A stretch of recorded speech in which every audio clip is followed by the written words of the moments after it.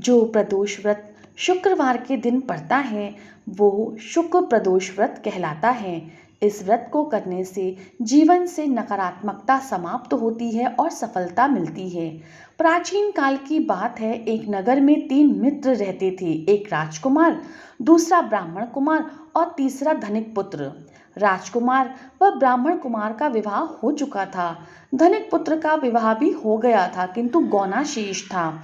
एक दिन तीनों मित्र स्त्रियों की चर्चा कर रहे थे।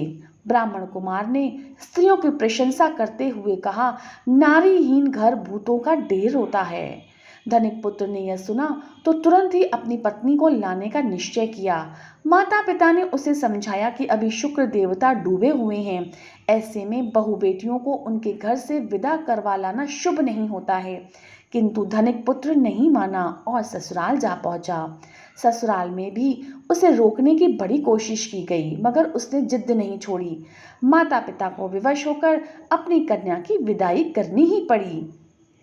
ससुराल से विदा हो पति पत्नी नगर से बाहर निकले ही थे कि उनकी बैलगाड़ी का पहिया अलग हो गया और एक बैल की टांग टूट गई। दोनों को काफी चोटें आईं, फिर भी वे आगे बढ़ते रहे। कुछ दूर जाने पर उनकी भेंट डाकुओं से हो गई।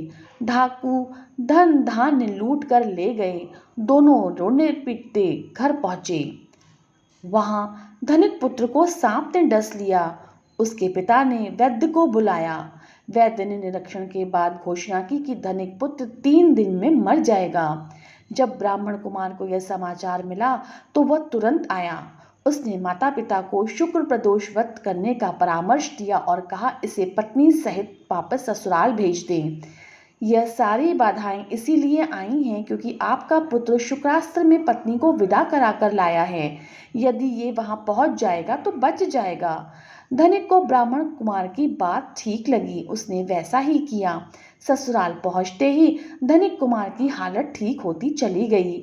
शुक्र प्रदोष के महात्म्य से सभी घोर कष्ट टल गए। बोलो उमापति भगवान श्री शंकर महाराज की जय। हर हर महादेव।